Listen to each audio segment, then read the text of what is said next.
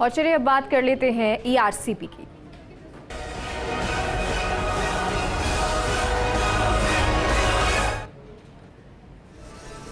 पश्चिमी राजस्थान में इंदिरा गांधी नहर की तरह पूर्वी राजस्थान में जल क्रांति का अग्रदूत माना जा रहा है। ईस्टर्न कैनाल प्रोजेक्ट हाड़ौती अंचल में लगातार प्रगति पर है। 37,000 करोड़ से भी अधिक की लागत के इस प्रोजेक्ट से हाड़ौती, ढूंढाड़ और भरतपुर संभाग के 13 जिलों की करीब 40% आबादी सिंचाई और पीने के पानी से तो लाभान्वित होगी। साथ ही दिल्ली मुंबई औद्योगिक गलियारे को भी इस प्रोजेक्ट से पानी मिलेगा। हमारे संवाददाता भंवर एस चारण की कोटा में ईआरसीपी के सभी पहलुओं पर देखिए ये खास रिपोर्ट।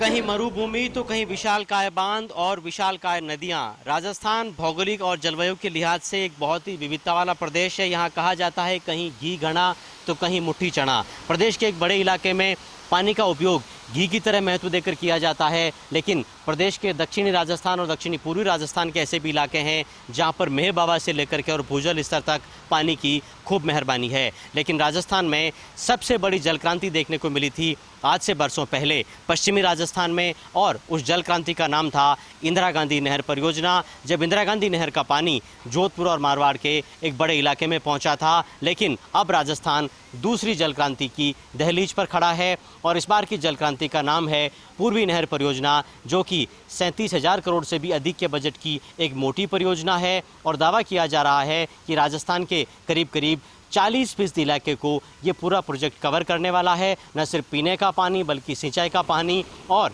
दिल्ली मुंबई औद्योगिक गलियारे के लिए औद्योगिक उपयोग का पानी भी इस प्रोजेक्ट से मिलेगा। कोटा, बारा, बूंदी और झालावाड़ के अलावा सवाई माधोपुर, धौलपुर, करौली, दौसा, भरतपुर, जयपुर, अजमेर, टोंक, राजस्थान के करीब 13 ऐसे जिले हैं जो कि इस पूरे प्रोजेक्ट से लाभान्वित होने वाले हैं। लेकिन हाल के दिनों में केंद्र और राज्य की सरकारों के बीच में इस प्रोजेक्ट को लेकर तनातनी भी खूब मची हुई है। खासकर गहलोत सरकार लगातार ये सवाल पूछ रही है कि आखिर क्या वजह है कि राजस्थान में राष्ट्रीय महत्व की एक भी परियोजना संचालित नहीं हो रही है, और इस परियोजना को आखिर क्यों राष्ट्रीय महत्व की परियोजना घोषित नहीं किया जा रहा है, जबकि एक ऐसी परियोजना है जो कि ऐसा दावा किया जा रहा है कि राजस्थान के एक बड़े इलाके के लिए लाइफलाइन का काम करने वाली है। यूडीएच मंत्री शांति धारीवाल ने कुछ बुनियादी सवाल इस प्रोजेक्ट को लेकर के केंद्र सरकार से और मध्य प्रदेश की सरकार से पूछे हैं, और उनका असल मतलब ये है कि राजस्थान में मध्य प्रदेश की तरफ से जो बांधों की सीरीज आती है उसमें गांधी सागर, इसके बाद राणा प्रताप सागर, इसके बाद जवाहर सागर और फिर ये कोटा बैराज आता है। लेकिन कोटा बैराज के बाद में कोई बांध नहीं है। कोटा बैराज जब भर जाता है तो फिर पानी को चंबल नदी में छोड़ना पड़ता है और इसके बाद ये पानी व्यर्थ बह करके आगे चला जाता है। अगर कोटा बैराज के बाद कोई बांध बन रहा है तो उस पर मध्य प्रदेश की सरकार की या फिर केंद्र की सरकार की आखिर क्या आपत्ति हो सकती है, यही सवाल शांति धारीवाल ने पूछने का प्रयास किया है। लेकिन आपको बताएं कि ईस्टर्न कैनाल प्रोजेक्ट में कोटा में इसी कोटा बैराज से आगे जाकर के और दिगोद उपखंड में एवारा गांव के पास में बड़ौद पुलिया से करीब 9 किलोमीटर पहले नवनेरा बैराज का निर्माण किया जा रहा है। और दावा किया जा रहा है कि इस पूरे कैनाल प्रोजेक्ट में जो 6 बड़े बैराज और एक बड़ा बांध बनना है, उन 6 बैराज में सबसे बड़ा ये नवनेरा बैराज है, जो कि कोटा के दिगोद उपखंड में करीब करीब 70% पूरा हो चुका है। इसमें 27 रैडल गेट लगाए गए हैं और ये सभी 6 बैराज जो कि ईस्टर्न कैनाल प्रोजेक्ट पर बन रहे हैं उसमें सबसे बड़ा है। खास बात यह है कि जहां पर नवनेरा बैराज बन रहा है उसके ठीक बगल में बूंदी और बारा हाड़ौती के इन 2 जिलों की सरहद भी लगती है, और आगे जाकर के और बारा के मांगरोल में जो महलपुर बैराज बन रहा है उससे इस पूरे के पूरे नवनेरा बैराज को कनेक्ट कर दिया जाएगा। और करीब करीब 52 किलोमीटर की जो ये दूरी है वो फीडर और कैनाल के जरिए आपस में कनेक्ट होगी। यानी ये पूरा इलाका और इसके बीच में जो भी छोटे बड़े एनीकट है, बांध है, जलाशय है, वो पानी से लबालब हो जाएंगे। और साथ में इस पूरे बीच के इलाके में बहाबूदी भी आएगी। पानी का पीने के पानी का तो वहाँ पर सुविधा मुहैया होगी जो होगी, लेकिन साथ में सिंचाई का जो पानी है वो भी इस पूरे इलाके में मुहैया होगा।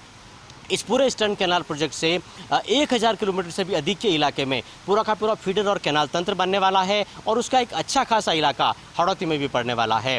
कोटा के अलावा बारा में 2 बैराज बन रहे हैं, बूंदी में 1 बैराज बन रहा है, और इसका काम लगातार द्रुत गति से प्रगति पर है। दावा किया जा रहा है कि करीब करीब 40% आबादी को साल 2051 तक भी पीने के पानी की दिक्कत नहीं होगी अगर एक बार ईस्टर्न कैनाल प्रोजेक्ट पूरा हो जाएगा। इस पूरे प्रोजेक्ट को लेकर के जो यहाँ पर निजी भूमि का अधिग्रहण होना है, दूसरे जितने भी औपचारिकताएं हैं वो सब द्रुत गति से पूरी की जा रही है। और नवनेरा बांधी ऐसा माना जा रहा है कि ईआरसीपी का एक तरह से कोटा में एंट्री गेट है और कोटा के अलावा बाराबूंदी और झालावाड़ के मिलाकर के 752 गांव और साथ में कई कस्बे हैं जो कि इस पूरे प्रोजेक्ट से लाभान्वित होने वाले हैं। तो कुल मिलाकर के एक ऐसी बड़ी जल क्रांति जो कि बरसों पहले मारवाड़ ने देखी थी, अब ऐसी ही बड़ी जल क्रांति पूर्वी राजस्थान भी देखने वाला है। और लोग इस बात की उम्मीद बांधकर बैठे हैं कि कब ये प्रोजेक्ट पूरा होगा और कितनी जल्दी लोगों को इस प्रोजेक्ट के लाभ से और लाभान्वित करने का मौका मिल पाएगा।